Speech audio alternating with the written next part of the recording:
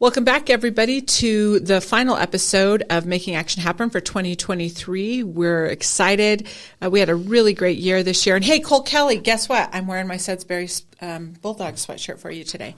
So we've kind of got a cool episode. I'm going to let Brian introduce Brian, who's on with us today. He's a wildly interesting guy about archaeology and oil and gas, and he's been a staffer. He's totally Brian's kind of dude. So I'm going to turn it over, and Brian, let you introduce Brian. So this is either the last episode of the year, because we haven't done one in 2 weeks, or the first episode of 2024. Oh. Depending when they put it up. That's so okay. Either way, when you're listening works. to this, it's the end of the year or it's the beginning of the year. And again, we haven't done anything in 2 weeks because we've been busy with Christmas and reorganizing, which we'll tell you about that later. Yeah. This will be part of the new Making Action Happen platform and what we're seeing next that we've been teasing for the past 6 months, I think. But with that, just go to www.makingactionhappen.com and you can get everything on Making Action Happen up there. And again, we're on Spotify, Apple, whatever you listen to. Every major platform. So we wanted to do something fun. Last year, if you remember, we had the good, bad ideas and bad, good ideas with the Farm Bureau was our Christmas end of the year episode. And that was a blast. We went up and hung out with Chad and all the Farm Bureau people. So we thought about it afterwards at about August or September of this year. So, everybody was gone. Yeah, but it was kind of cool because it was like a lot of good ideas came out of that. A lot of terrible ideas came out of that, but a lot of good ideas too. And it was, So I kind of want to do something like that, but instead we're going to do like good ideas this year. So I assume we're going to talk about archaeology and UFOs. Yep. All that fun energy, stuff. Oil and gas, and we'll have some good back in the office days for you too, stories too. So I invited my former colleague and friend who started this career with me back in the Senator Allard days. I think we both went to DC for our first initiation, processing, whatever you want to call it, trip. And how long ago was that? That was like 2006-ish, maybe? 7, I think. 2007? I think 2007. I think I had seniority over you by like a month, but then you started a little bit. But then you started, so you had more time than me. But then you left, and then I had more time than you, and then it bounced around. But anyway, I wanted to invite Brian Meinhart on. I've worked with him in Senator Allard's office, Congressman Tipton's office. We've worked side by side, even when he wasn't in those offices, with some of the other professions that he's in, and now he's an archaeologist. So, Brian, why don't you introduce yourself and tell the listeners who you are? Well, thanks very much for having me on. My name is Brian Meinhart. Back in 2007, somebody named Brian forgot to bring a suit to the trip to DC. Yes. And I won't say which one. I knew there was going to be some good stories. Yeah. I had a suit. I remember you had one, and I remember being called the stylish one by Senator Allard. Yep. Because you didn't have the suit. And I think you had I forgot it. You had a pink tie. Didn't somebody give you a tie and it was like a pink tie? Yeah, because I wasn't allowed to go on down to the Senate floor or in the Capitol building without a tie. So somebody had to let me borrow one. So that's where Brian and I met. Most of my career I've been doing stuff with the federal government. Obviously was a staffer for Senator Allard, and then Brian and I worked together in Congressman Scott Tipton's office for quite some time. I kind of had a couple of stints, worked in the congressman's office for a little bit, and then went to work for Western Energy Alliance, with the Oil and Gas Trade Association there, and did that for a little bit before coming back to the senator's office.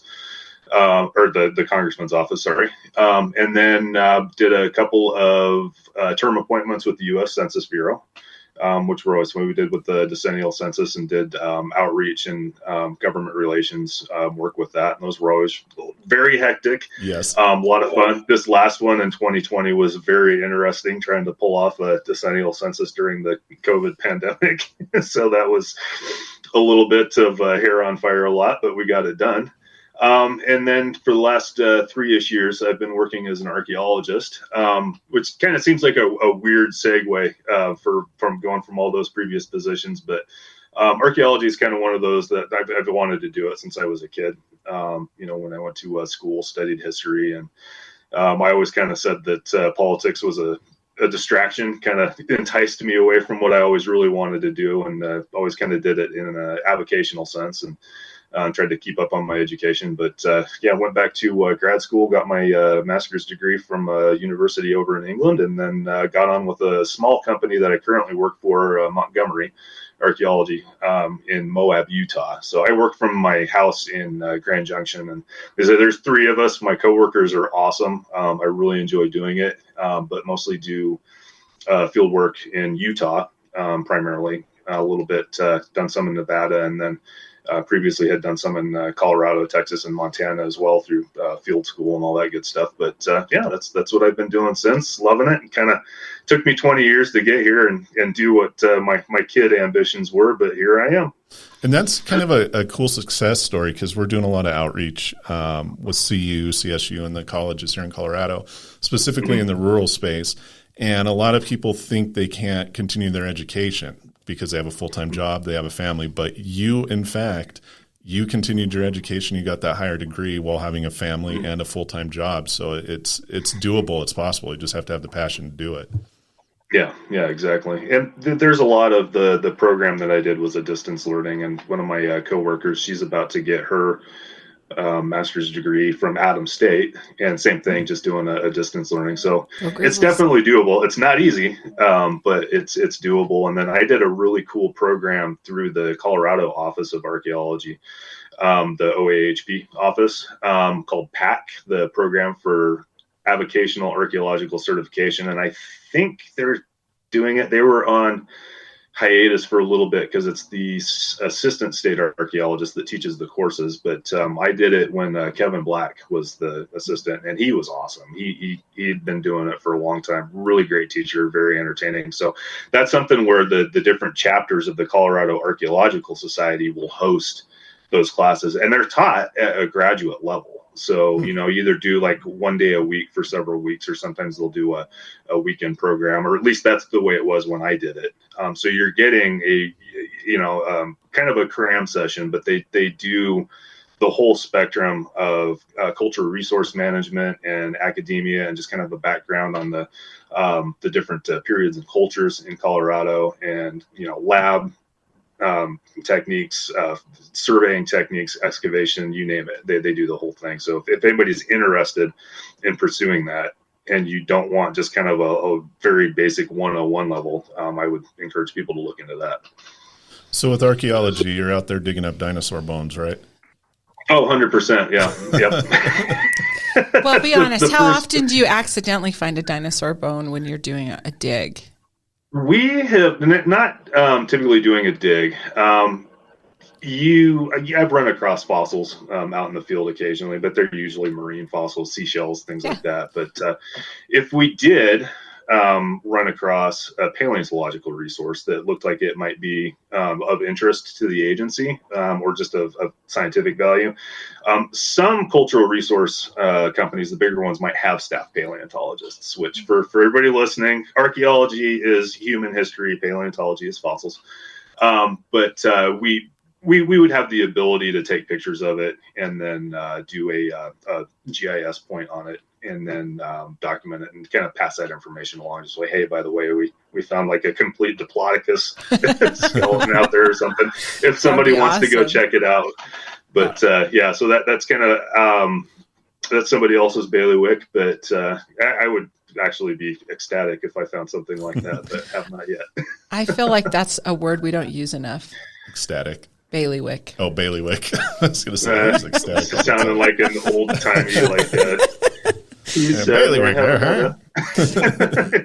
Boy. Yeah. So tell us what you are working on. So you're doing the archaeology thing. What does that look like? What does that mean right now? And to be fair, you see this a lot, especially in government, whenever they're like the chemical depot is an issue.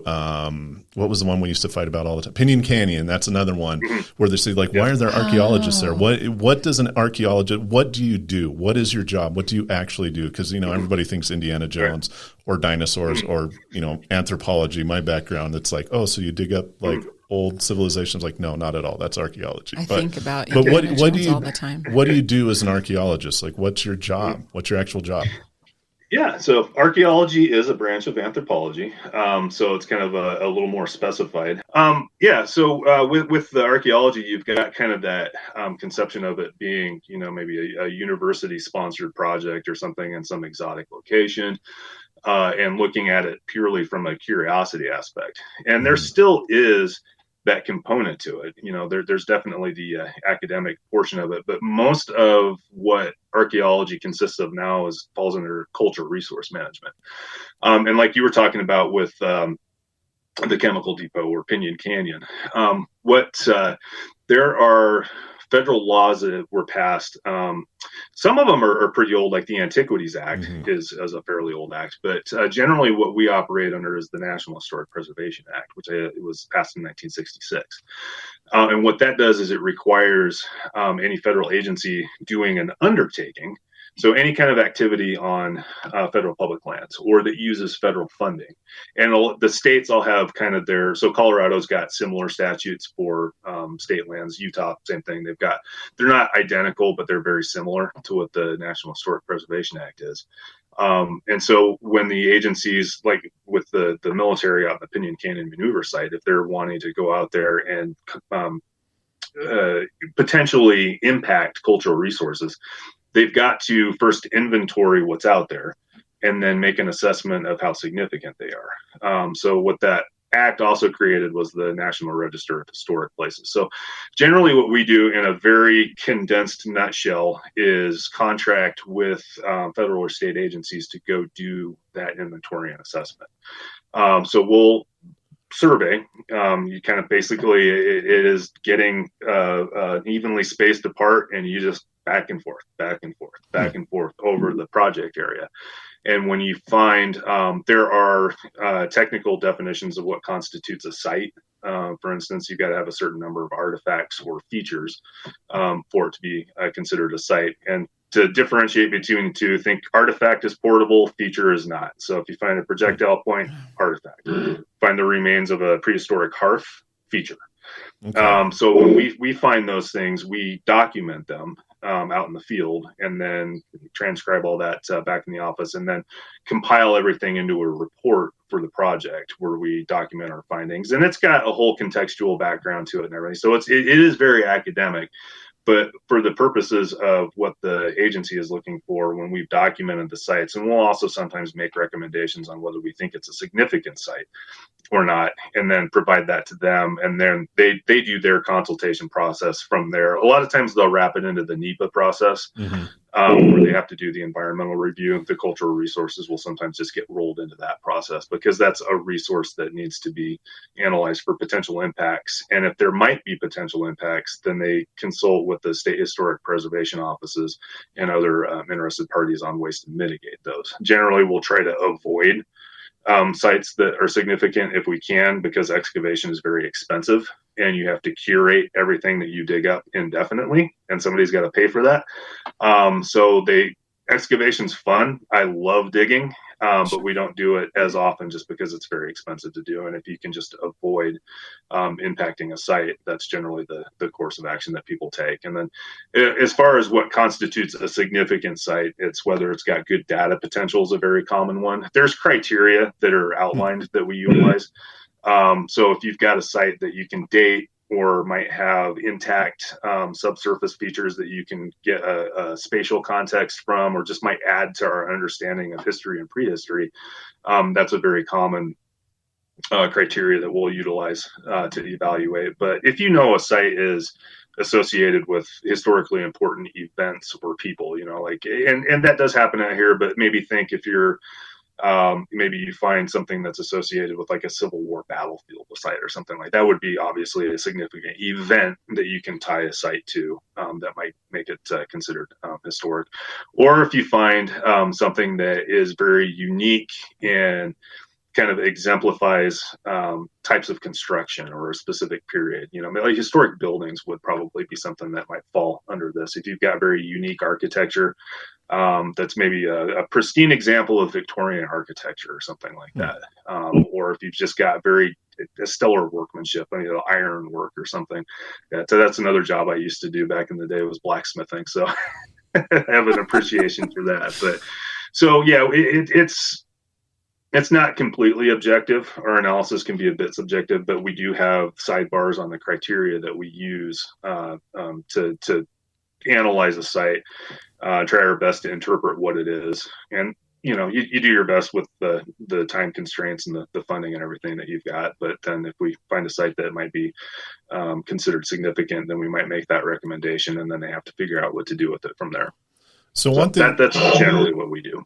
So one thing that you've been working on that we talked about that's kind of interest to us, because we're having this whole energy conversation here, bringing in possibly nuclear, hydrogen, gas, all of the above type stuff. And you're working on uranium mines, correct? Or uranium sites? Yeah, I've done lots of those, yeah. How does that work? Because I know I believe there's some in Fremont County. I think some of it came from there. And then, just going back to my old life, all over the West Slope, the whole Durango to Grand Junction tail stuff going on that's still going on. That I think they allow the unhoused population to camp on still, but on uranium mines, it was by it. It's a whole thing, and I hope it's fixed. Oh my gosh, I hope you're wrong. They didn't you just know. Read this thing about Carbondale yesterday. Yeah, so. they didn't know that's what it was, but that was like, wait a minute, this is like a big pile of dirt that came from a uranium mine that's in the middle of the area where people are at.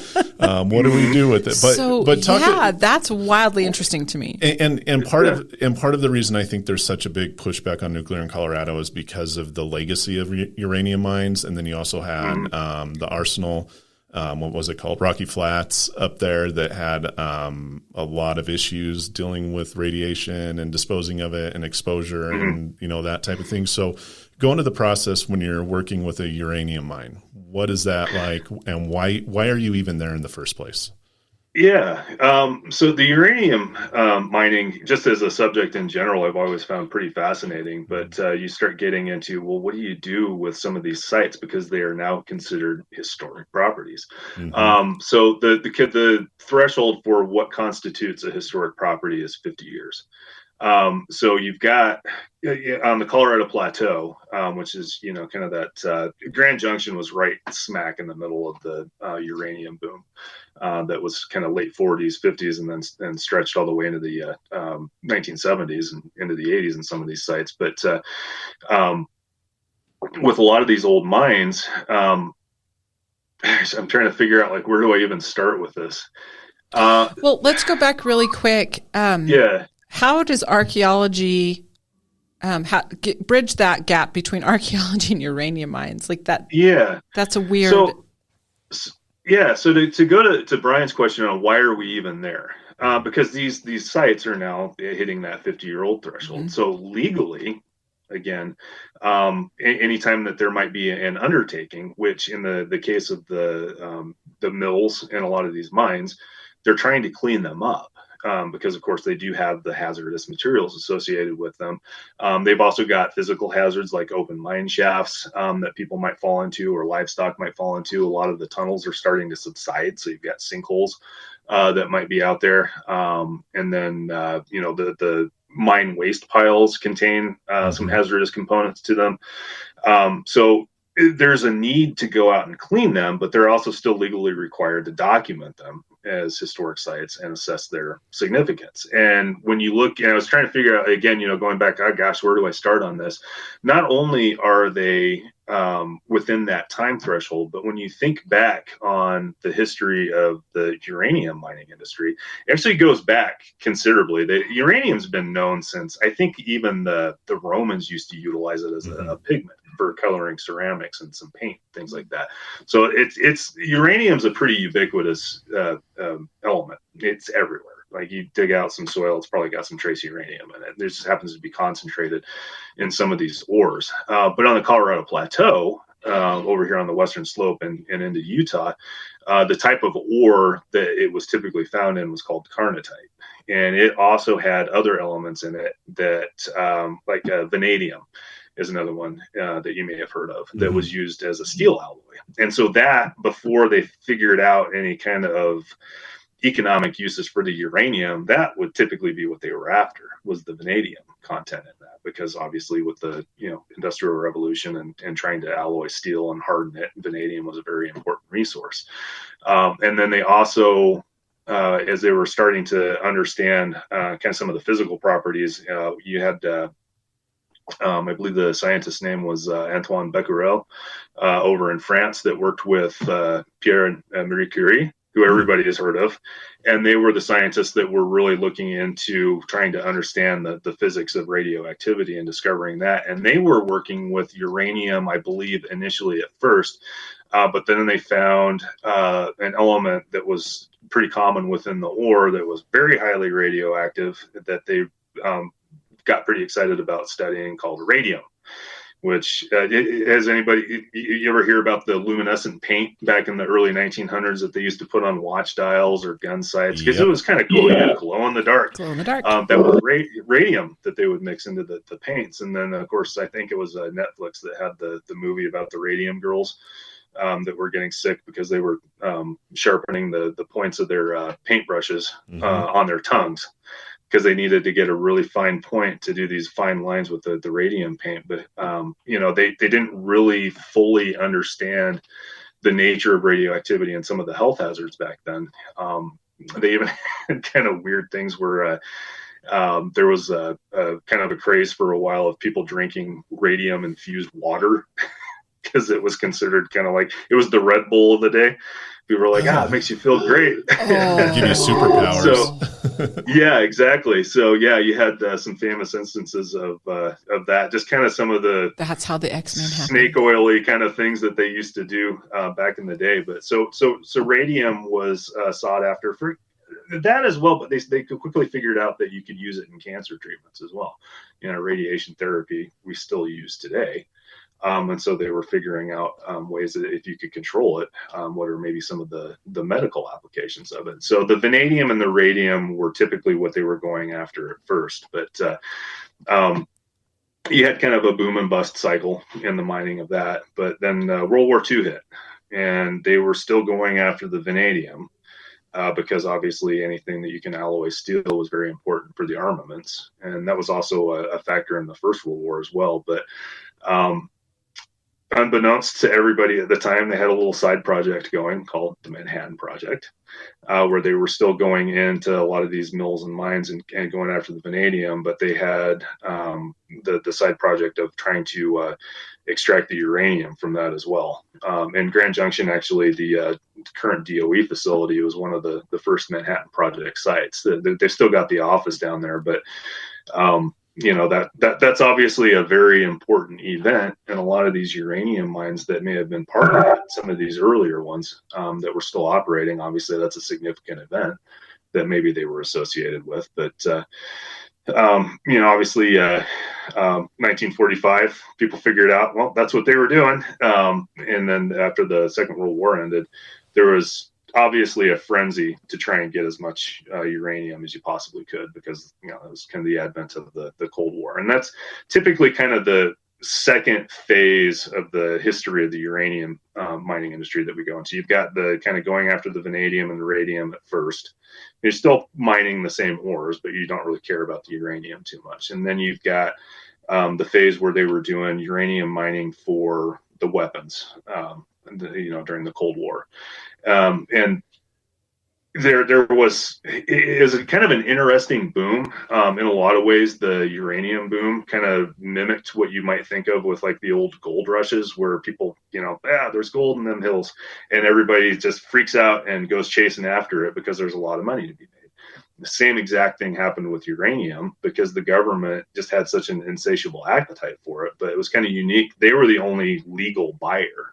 You couldn't just, it wasn't like gold or silver or copper where it was just going into the private sector. It was the government buying the uranium. But of course, during the Cold War, especially after, I forget, Brian, maybe you remember, everybody thought that the Soviet Union wasn't going to get an atomic bomb until, I don't know, late 50s or whatever. And I think it was 1948 that they did their first successful test. So that freaked everybody out.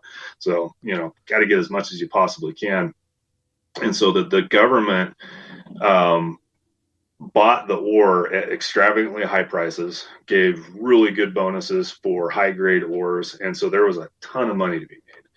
And they were out doing a lot of the prospecting. The Geological Survey did a lot of drilling prospecting, but they also transitioned from the Manhattan Engineering District after the Second World War and figured we need our own agency to oversee all this because this is just ballooning beyond the scope of the military. And so with the Atomic Energy Act, they created the Atomic Energy Commission, which is the precursor to the modern Department of Energy. So that's kind of where their birth was. But they were going out and doing a lot of this prospecting as well, but they were publishing all of their findings to everybody, basically recruiting private sector, wildcatter prospectors, go out and help us find this stuff. And, there's a very good chance that you could strike it rich. And so you really had kind of a Wild West, people just crawling all over with, but they had kind of their traditional pickaxes and shovels as well. But you also had people with, the Geiger counters, and they had kind of more sensitive equipment that you could attach to a vehicle or even an aircraft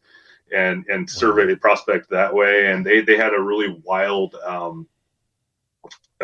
uranium specific stock exchange that popped up in Salt Lake City that went nuts for a while in the mid 50s. And there was, of course, all kinds of dishonest, Sure. go out and you get a claim and, selling penny stocks and all that. But, so that went on, for several years before. So that was during the 50s? Yeah, it was kind of late 40s into the 50s. Into the 50s when that was happening. But, yeah. But it was so wildly successful that they kind of found themselves sitting on top of more uranium stockpiles than they knew what to do with. So they started kind of crimping back a little bit on some of the bonuses and the amounts that they were paying. And of course, that the government is the only place you can sell this stuff. But the government says, we got enough, we can't handle anymore. So the industry definitely kind of had a steep decline when the government basically decided there's only so many nuclear weapons that we can make with this stuff. But then it kind of transitioned into, well, are there peaceful applications to nuclear energy, which, it would be a good segue into what's going on over there in the East Slope, where pretty early on you had President Eisenhower give his Atoms for Peace speech, trying to calm people, because everybody's, they had seen nuclear explosions go off in war, and, it was not pretty, and people were understanding, gosh, we've got exponentially more of this weaponry out there, and people were starting to really get kind of the apocalyptic end of the world feeling about this whole thing. And so they were trying to figure out ways to kind of calm people's nerves, and are there other applications that we can utilize this industry for? And so they started to try and transition into nuclear power generation. And that's when you kind of, that was, I think, kind of late 50s into the 60s when they started really pushing that. And so that, I think, became the primary motivator for continuing the industry. That in the 70s with the OPEC oil embargo, it really skyrocketed. That's kind of an interesting thing, is you think about the mad rush that there was for this stuff early on. The 70s was actually the highest demand because you couldn't get your hands on oil, the gas. You had coal, obviously, that you could utilize for power generation, but nuclear seemed like it was going to be the savior. And so, again, there was a mad dash for to go for the uranium, and that the industry experienced a sharp increase. And then 3 Mile Island happened, and it really hasn't recovered since then. So, it kind of, people got very skittish after that. And then, of course, the Chernobyl reactor wasn't too long after that. And so even since then, again, Brian, you and I were just kids at the time, so I don't really remember it. But nuclear power was kind of the world of tomorrow for a while. And then after those after those accidents happened, people really kind of chilled on the idea of doing nuclear power. And that was the 80s. Yeah. But then when it started to come back, you started to have the discussion with the small modular reactors. And even here in Pueblo, they were talking about bringing some in. They were called something different then. I think they were pebble reactors. But then Japan happened. And that kind of like set it back again, even though that was a very outdated, poorly maintained plant that, it wasn't modern. Yeah, on a rift. Yeah. Fault line. But the conversation's coming back, at least here in Pueblo and in Colorado, because I think they're doing a pilot project. Where's that at? Is that at Idaho Falls? There's several things going on in Colorado right now. One of them is over by Craig. They have been given a good deal of money to do several $1 million to do a feasibility study for an SMR in Craig. And of course, we're looking at what can be done here with Comanche 3. So there's a lot of interesting things going on. And I think contextually, it's really important to know this history and to know the when and the where. And that's what you work on, right? And I'm a little, it hurts my heart a little bit that it's only 50 years before you become a historical site. My house is a historical site, and I live in a newer house. Officially, I'm a historical site. You got to sound academic. My house is an historical site. Historical. My mom's house is a historical site, like 3 times over. Yeah, so that's interesting. I didn't realize that there was a kind of a boom, 2 booms with uranium mining. But what's interesting, the only customer is the U.S. government. You're mining something that you can't sell legally to anybody else. Now, has there ever been any evidence of them selling uranium to the same question. non-U.S. government entity? Or the U.S. government selling it? I don't know. Yeah, specifically, they keep that pretty well under wraps. And you got to think like before you can get a fuel that is usable in a reactor, whether it's a power plant or even getting it anywhere near weapons grade, it's very difficult to do. You have to enrich it. Natural uranium is mostly U-238 is the isotope, and U-235 is the one that can sustain a chain reaction, and it's less than 1% of the uranium that you find. So when you're mining this stuff, kind of what the process is, and also as we're talking about all this, maybe something to point out that we're doing when we study these old sites is remember that the mining and milling process of yesteryear is not how it's done today. Yeah. Right. So thank you for saying that. I was going to ask you. I was going to ask you to dive into that, but you're talking pickaxes when the first boom happened. What does that look like today? Yeah, and I'll kind of defer. Obviously, you were talking about the mine in Canyon City, which I'm sure you two are more familiar with. I believe that's a solution mining where they actually inject into the ground and dissolve the uranium and then pump it back out. But yeah, so that's kind of going back to the archaeological aspect of it. One of the things that we try to flesh out, I mean, we're studying human history, and so you look at the mess that's left behind, but you try not to get too caught up in just describing physically what you see, the really technical aspects of it, and that's important. But what we're really going after as archaeologists, as an anthropologist, is you want to understand human history, human behavior, right, how it evolves. And in mining archaeology, a lot of that is how that technology evolves. But you also look at a lot of the arguments that we have within the industry is this is our heritage. It's our past. We want to study it. We want to preserve the past to the greatest extent that we can. But when you're dealing with toxic industrial waste, whether it's uranium mining or other mining for that matter, or any of these industrial processes that may have used mercury or acids or any of the industry can be messy. You can control it and you can do it in a clean way, but there are processes involved that create wastes that back in the day weren't regulated. Again, you can't just go open up a mine now and then kind of toss your waste pile out there and it's unregulated and you're not bonded out. you got to clean up after yourself. So a lot of these environmental laws and regulations that we have now governing these industries are there because they didn't used to have them. And so you do have areas on the Colorado Plateau, for instance, that are just pockmarked with a lot of these really small uranium mines. One of the things about the ore and uranium is you can have big operations, but the ore deposits kind of tend to happen in lenses in sandstone formations, at least with the carnotite ore. It's not that way everywhere, but the mining's a little different. You typically don't have these big, extensive tunnel systems underneath. Most of the mines were relatively small, and you could clean out any marketable ore pretty quickly on a lot of these, and therefore you've got thousands of these things out there that need to be cleaned up. But yeah, kind of looking at, well, how do we preserve that heritage but still keep public safety intact? With the mines, with uranium, most people, the first thing that pops up is, oh, they're radioactive.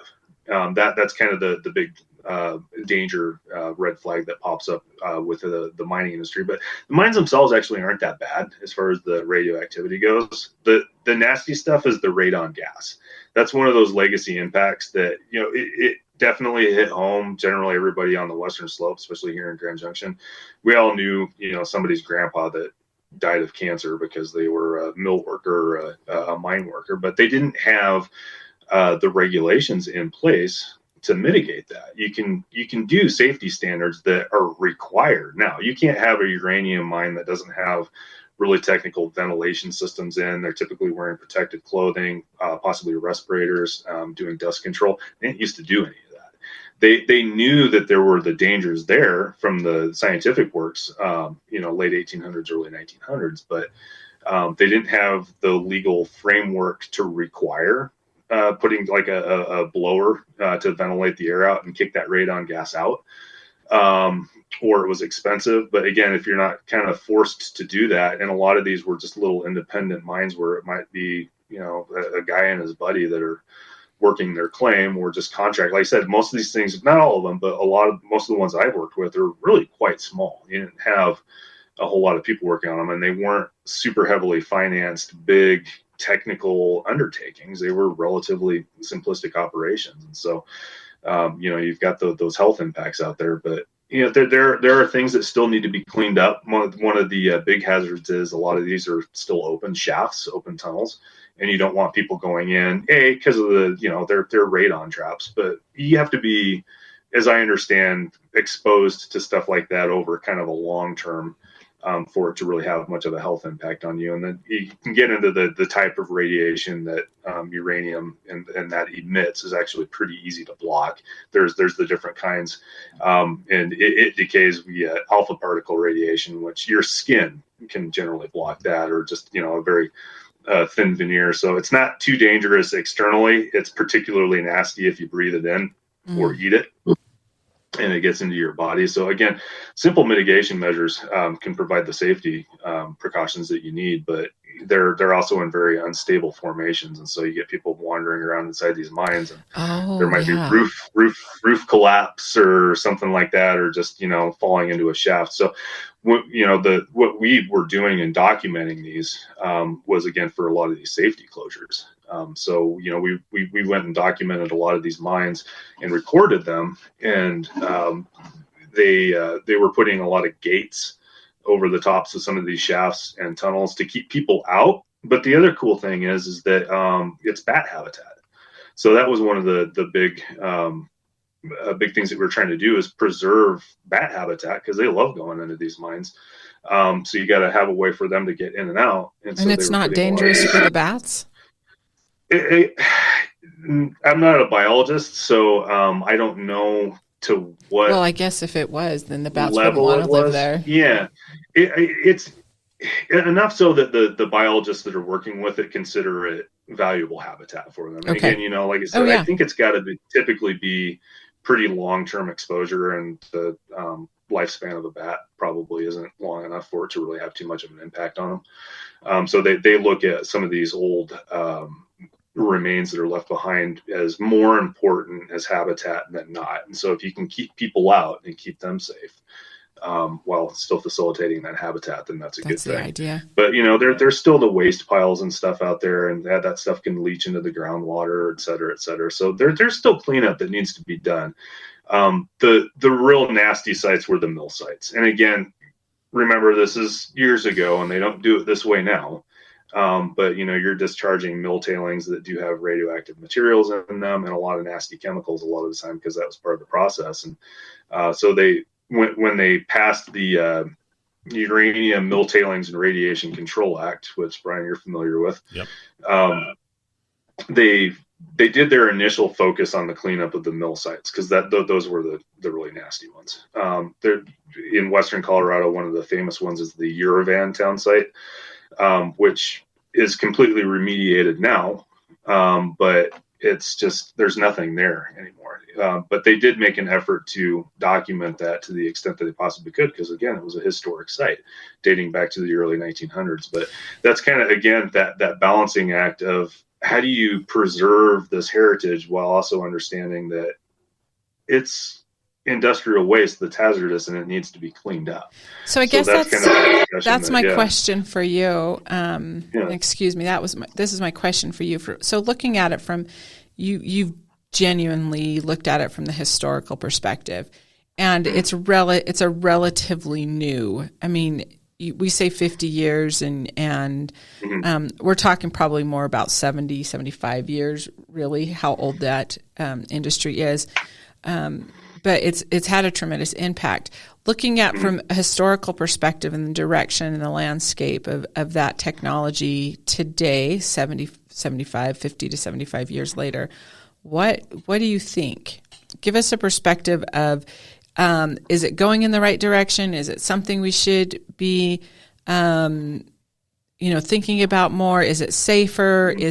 Are there a lot of pitfalls that we're just have our heads in the sand on, or to use your word, that we have certain ballywicks about? How do you? Yeah. As far as the differences between the modern industry and the past, it's night and day. It's not without its potential hazards. That just kind of goes with the territory, regardless of what you're doing. I mean, any human activity is going to have environmental impacts, but it's hopefully looking back on the history of it. Like I said, it's a very fascinating history, and it was very kind of fly by the seat of your pants. As far as, again, we can look back at kind of the mess that was left behind, but you always, as a historian or archaeologist, you always try to put yourself in their shoes. We've got the benefit of 20/20 hindsight. And so you look at some of the decisions that were made, and you just kind of, what on earth were they thinking? Kind of look at the mess that was left behind, look at the health impacts on these poor workers. Because it's not that they didn't know that it was dangerous, but again, they're looking at their worldview is Cold War, existential crisis. I think that, for better or worse, they were looking at, if we have to sacrifice some people in the process for the greater good, that's probably the mindset they were in. But, as far as now, I think that there was some good that came out of it, in that we figured out a lot of the dangers that were associated with the industry, and have safeguards in place if they're followed properly, through statutes and regulations. And the same thing goes with any kind of mining or any kind of extractive industry, or any, building homes. It's not kind of an anything goes, and if somebody gets hurt or killed in the process, then oh well mentality that there used to be. We hopefully have got safeguards in place now, whether they're environmental standards or safety standards for the workers, and then for the proper disposal of the waste. Because if you don't do it conscientiously in an environmentally friendly way, it can be bad. But if you do take those precautions, then hopefully you can do it in a way that you get the benefit with as little of the bad side effects as possible. But again, it was what I've been dealing with out there is you're kind of looking at more of kind of a Wild West approach, which it was kind of fascinating. It really was almost kind of like the Wild West out there in a lot of respects. And that's just simply not the way that it's done now, because you got to see the legacy impacts, and we don't want to go through that again. So if you're going to do it, you got to do it the right way. So we got about 10 minutes. and then you can start cleaning your house again, vacuuming again. So, okay, let's go to the fun side. What's one of the coolest sites you've been on, or one of the coolest things you've done that you appreciate more than any other thing that you've done? With archaeology, whether it's uranium or any kind of anything. Wait. I want to say, you can say any story you want. Because I love a story. But no. So archaeologically, what is the coolest thing that you've been a part of? Not Brian related. So one of the things I can kind of go into a bit of detail. One of the things that I do have to do is we're not allowed to divulge like very specifics on locations of a lot of the stuff for obvious reasons. Yeah, you don't want that totally makes hunters sense. out there looting sites and stuff. But one of the really neat things, my boss Jody, he is very, very knowledgeable about one of the cultures that was throughout most of Utah and into Colorado, and you can see some of the sites here called the Fremont. I always found them very fascinating, and they were chronologically contemporaneous with the ancestral Pueblo, so the previous word Anasazi. So they just kind of were northern neighbors and had a lot of similar traits to them, but there's some just phenomenal rock art. They did very elaborate, just their rock art is gorgeous. Like Fremont rock art is pretty fantastic. And we get to go work in some sites where it's just miles of this stuff in the canyons. But we've gotten to do some surveys where we find, kind of the remnants of, pit houses, which if you don't know what you're looking at, I think they're cool. But if you didn't know what you were looking at, most people probably walk right over the top of it and just think it was a few rocks and a little slight depression kind of a thing. But, we find like the storage cysts and things like that in some areas where, it's just the slab sticking out, but you can kind of guess, there might be, food or some other materials that might be down inside those. So I was found those very fascinating. But as far as the coolest stuff that I personally have been a part of, I really particularly like that. And then the other thing, and I haven't found any of the. I found maybe possibly one paleo point. That's the really old stuff. In my life, they're pretty rare, and everybody gets excited when they find those. But even just a lot of when you find like a flake stone tool or something out there, it's very easy for it to kind of get commonplace of like, I've seen a million of these. But I like to try and remind myself to stop and think about just how stinking old some of this stuff is. You're talking thousands of years sometimes, and you try to think, the person that made it, who was their family? Where did they live? Were they cool? Were they a jerk? Just kind of trying to personalize that stuff to the greatest extent possible. But, if I'm holding something that's 5,000 or 6,000 years old, when you really stop and think about just how long ago that was, and I get to sit there and like do that for my job, go find this stuff and analyze it and hold it and see it. It's just, it blows my mind. The paleontologists always joke around with us and be like, archaeology is just the overburden. You want old fossils is the way to go. But yeah, that to me, that never gets old of just how mind blowing it is to sit there and hold something that somebody made that long ago. It's just crazy to me. Or sit in like the Mesa Verde, the cliff dwellings and, that stuff, which I was surprised. I didn't realize that they didn't even really know about that till about 1911, 1912 was something like that. It was known. I mean, but then nobody actually went there and like did anything with it or really studied it till the 1900s. Yeah, because it was the Wetherells. Yeah, the ranching family that, and obviously they'd known about it for a while. Yeah. But archaeology was kind of in its infancy. It still was kind of the processes, and people had always been interested in old stuff. But generally, they wanted it as a collector's item. Now we're very careful when we find stuff to document, like where it's located, and generally, like I said before, we'll leave stuff in place because that spatial context is very important. But back in the day, people would find a site and be like, it's got cool potsherds and cool arrowheads and all this, and they'd snag it because it looked cool on the mantle, or you could sell it, or things of that nature, or people just were fascinated with, the Assyrians or the Babylonians or, Egypt. And so, those were kind of the exotic locations that people would go to. But, in North America with Mesa Verde, that's kind of one of the earlier examples. And then you've got, some of the, like the mound builder cultures and stuff too, that people knew that stuff was there and they would go dig for things, but generally they just wanted to find something that was cool and old. Without necessarily studying it from an academic sense. And actually, Thomas Jefferson's kind of considered one of the first pioneers of modern technique, because he would go dig stuff up on his Monticello, but he understood trying to put things in spatial context and the stratigraphy and all that a little bit primitive compared to what we do now, but at least understood that you don't just go, stick a stick of dynamite in there, blast it, and then whatever's still intact that's cool that you can sell is what you cart off. So yeah, it's pretty neat. But that's the fun way to do it. Just go blow some stuff up and see what comes out. Right? That's the McCain way.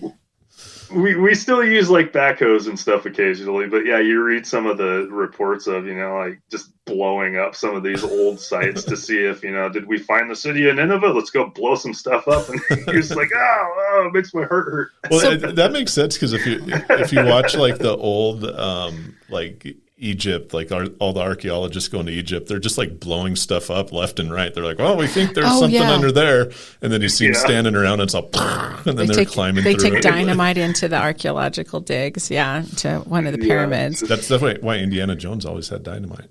I was thinking more of the Mummy movies with Brendan Fraser, but yeah. So Brian, leave us with a story. I call them the ones you keep. Something that you found, or something that you discovered, let's say it that way, where you're like, oh my goodness, this is why I do this. This is why I love what I do. It's the things that it's a manifestation of the why you're doing what you do. I haven't been doing it long enough that I have anything that's really that cool. Everything is cool.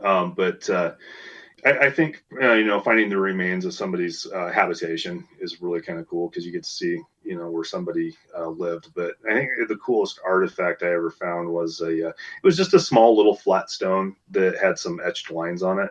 And I don't know if it was a gaming piece or a talisman or some other, who knows what it was, but it was just kind of neat to, again, you look at the, a lot of the stone tools, you find projectile points or monos and matatis and things like that. No, those are really cool, but those are kind of implements that have like a utilitarian function. And finding something that somebody made because, again, maybe it was a part of a game that they played, or maybe it was just they did it for fun, or I don't know the reason why, but it was really neat to find something that wasn't necessarily utilitarian. Of course, somebody would probably, who's been doing this longer than me, might have looked at it and been like, oh, that's what that is. And I could be completely wrong about it. But I just found it kind of interesting that to find something that was, again, done for reasons that weren't necessarily, it was decorated. Myself. Well, yeah. It makes them more that you're dealing with humans. Just people, and it's not always shooting stuff, fighting, and utility. If you find something that's, hey, somebody was bored one day scratching on a rock, or they played games, that kind of connects us to our past a little more. Beads or something like that, where they had a lot of the same interests that we do, and it does really help to kind of personalize it a little more. And I got one more, and then we'll let you go. Right. Okay. So have you ever? Okay, well, going back to the mine thing, so my uncle was like an amateur geologist, and we'd go in mines all the time, which was incredibly scary and stupid looking back, because I was like 7, climbing through like old mines in South Dakota and even in Colorado to a point. But we would always laugh at the graffiti. So there would be graffiti in there from like 1870, and pretty rude and lewd graffiti. Have you ever, and I think that somebody said they found graffiti in like Pompeii, and then there's some examples of Egyptian kind of graffiti, like talking smack about somebody. Have you ever seen anything like that here? Like something that antique graffiti? Yeah, something that might be, like so and so is an idiot. You know what I mean? Because I think that was the Egypt one. It was like, Yeah. it was something like, it wasn't Yeah, Cleopatra, but it was like Cleopatra gets defecated on by people or something like that. Right. Yeah. It was something weird like that. Nothing firm. We do find a lot of historic inscriptions, and those generally are just people writing their names and dates, and whether it's the wagon axle grease or scratching their name on a rock or something like that. But we did. I didn't personally find them, but I had a coworker that found some aspen art. The harbor glyphs is kind of the technical definition for them. But people kind of if you carve your name or initials or whatever in an aspen tree. And there was a sheep herder that was really well known, and he would do some kind of risque, kind of almost pin-up girl looking stuff. But it was those were, again, it was a known guy that did them. But like I said, I didn't personally find them, but seeing the pictures of them, I'm like, good grief! I mean, this guy was an artist. And did it on the sides of aspens and just really put some effort into these things. And like I say, he was very good at it. But yeah, some of his aspen art was a wee bit risque. Oh, that's awesome. Not it was tasteful risque, but it was still. Yeah. Okay, and I've got to ask. What about ancient aliens? Anything that would be have you seen any pictures of UFOs on the side of a cliff? Anything that looks a little suspect? A little suspect. I was always told that if you didn't know what something was, it's always ceremonial. But my personal opinion is, and then Brian, you can go ahead and cut the feed right here. It was aliens. All of it was aliens. But yeah, no, I always thought that was kind of funny. We're like, I had a professor in college that was like, yeah, if you read something with ceremonial, there's a good chance they just didn't know what it was. Yeah. Oh. Yeah. So we could go, is it ceremonial or is it ceremonial? Yeah. Yeah. It's like you were saying with some of the graffiti, and you need to be respectful of other cultures and not try to interpret things through like our modern cultural lens. But there's some rock art out there that I would also call risque, and whether or not it was like the Roman, communal latrine graffiti and just being lewd, or whether it was actually something that was considered very important in taste. Who knows? Yeah. It could be either or, but yeah, that's It's just another indication of how we're all connected. Yes? Yes, it is, because we are all connected. So, well, Brian, thank you so much for doing this and taking some time with your time off to do this. Brian said, we're going to have an archaeologist on. I'm like, what? And I'm like, what are we going to talk about? Because we're big fat nerds over here too about all of it. So thanks so much. And so next time we're going to have a little more in-depth discussion about my partner and colleague over here, There's Crimson Cane. There are no stories about me out there. Nobody knows anything. Believe they that all signed for NDAs. a moment. All Brian, NDAs. I don't believe all that. NDAs. I don't believe that. So, let me do the disclosure. The disclaimer. I said, see, that was a Freudian slip. I said disclosure because of all the UFO stuff going on. But I do want to say something. So, but shall we do this after when Brian's done? Sort of a sign off for the year. Okay. Yeah. So thank you, Brian, and I will be texting you soon with. All right, sounds good. Stuff. So I'll let you know when this goes up. But Brian, thank you so much for coming on. We appreciate you so much. Thanks. Great. Thanks for having me. Yeah. All right. We'll see you soon. Bye-bye. Happy New Year. Happy New Year to you.